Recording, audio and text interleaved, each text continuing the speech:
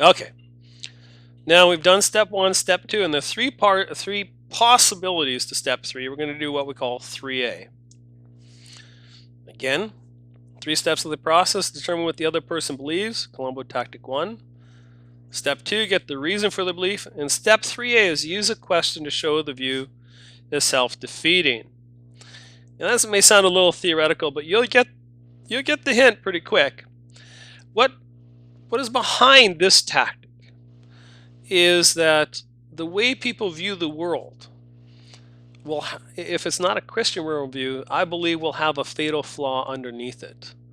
And this is the experience I've had as I've learned more. I've seen that other views of how reality exists usually have some contradiction built into it, and that's what I mean by self-defeating. So I have to confess that I find some of this aspect pretty entertaining in some ways. But so step 3A, can their view support itself? Is it self-refuting? Well, here we go. Person says you only know what is proven by science. Science is the only thing that tells us what is true. Science is the only way to know truth. Those are all statements of the same kind. Well, what would you say to that? Well, is that a scientific statement?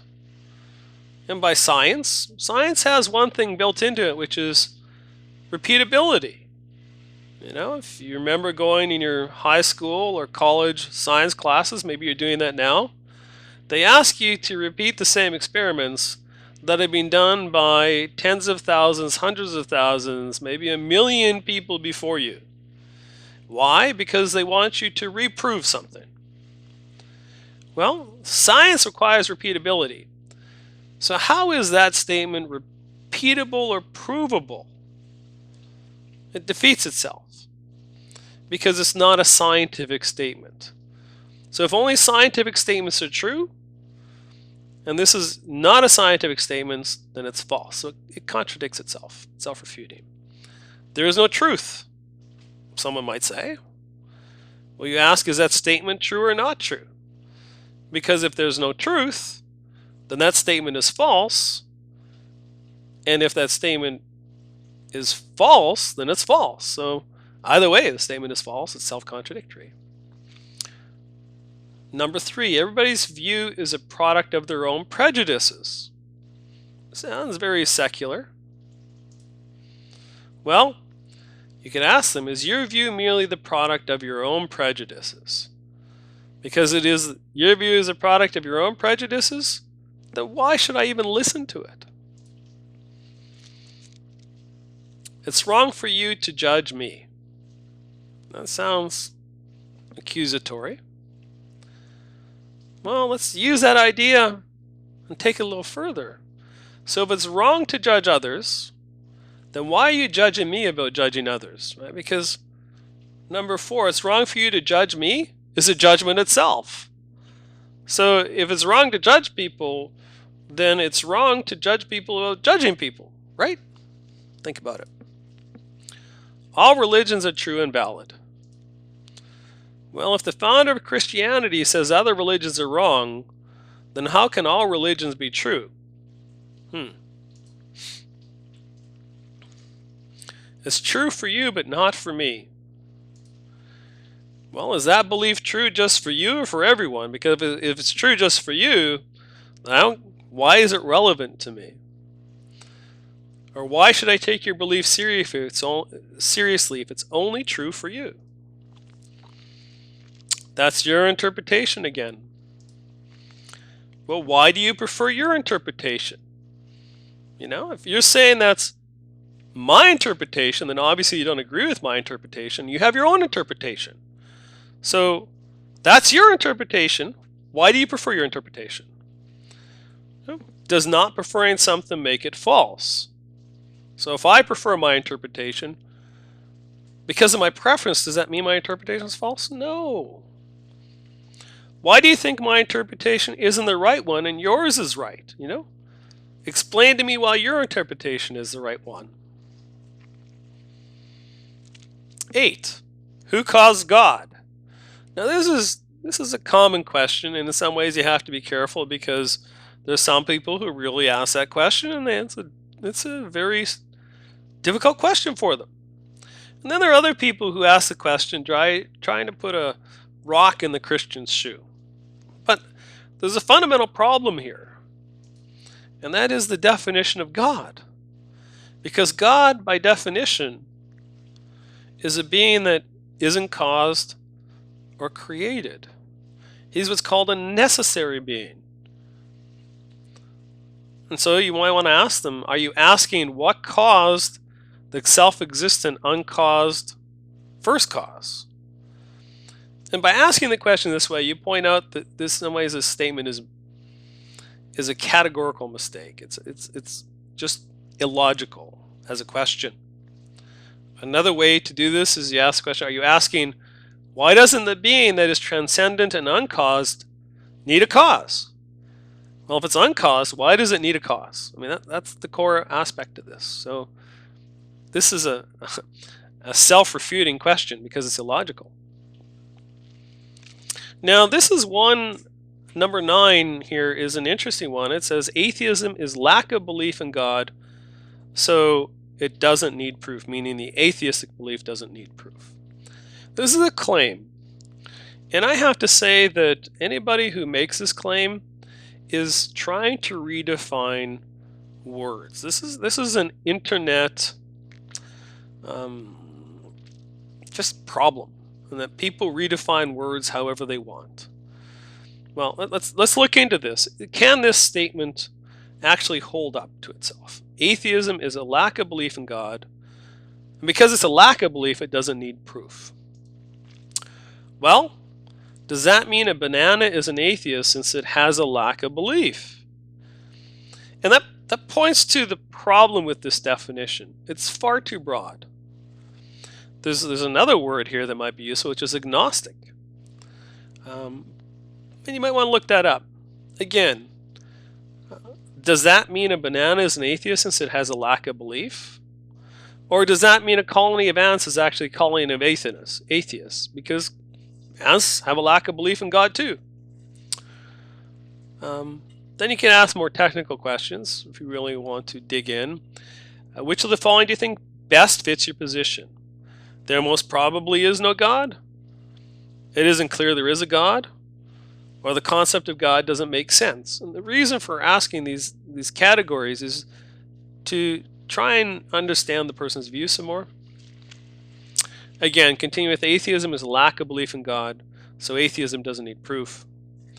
And this is an answer that William Lane Craig gave that I think is highly technical, but it points to getting the person to think. You know, he said, how do you choose between hard atheism, there is no God, agnosticism, not knowing God exists, and verificationism, you can't believe it if you can't prove it scientifically?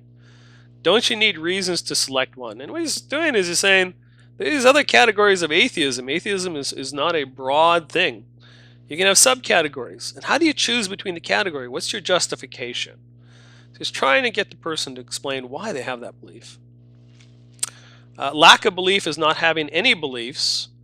Well, do you hold the belief that God probably doesn't exist? So trying to point out that what they claim is a lack of belief is actually a belief. Let's continue with Colombo step 3a. You can never know anything is true. Well, you can see the pattern. How do you know that is true? How do you know that statement is true? How could God exist when there's so much evil in the world? Well, don't you need to believe in objective morals to know if something is evil? Or what standard are you using to compare God against? And this is an interesting one because the person in some sense is accusing God of being unjust. But what's the standard of justice that the person is using to compare God with?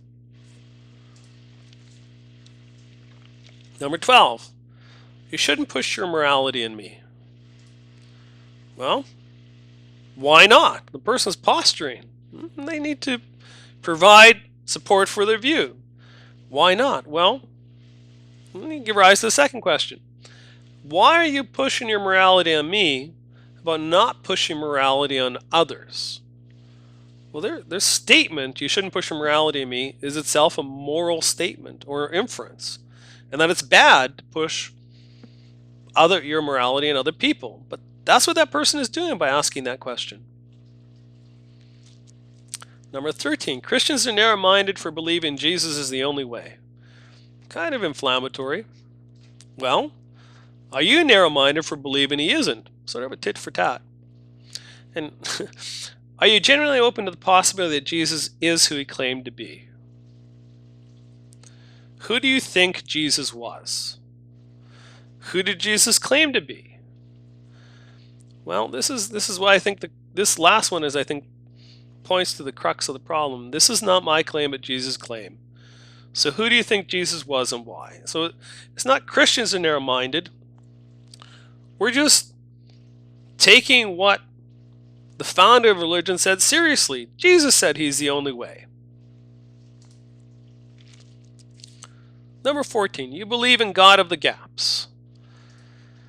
Well, what gaps do you think God has used to explain? And can you give me examples? Science tells us it didn't happen like the Bible says. Well, is it science that tells us this or scientists? And that's what Frank Turek says. Science doesn't exist without scientists, and scientists interpret facts. So is it really science that tells us it didn't happen like the Bible says? Well, what do we mean by science? Because what if some scientists agreed with the Bible? Remember, 50%. What you'll find is that it's been pretty stable, but the percentage of theists in the scientific community has been pretty stable at around 50. So there are scientists who agree with the Bible. So what do you do then? Do you have a vote? Yeah. So science tells us it didn't happen like the Bible says. What is a person saying? And most importantly, can science be used to prove historical events? The Bible is history.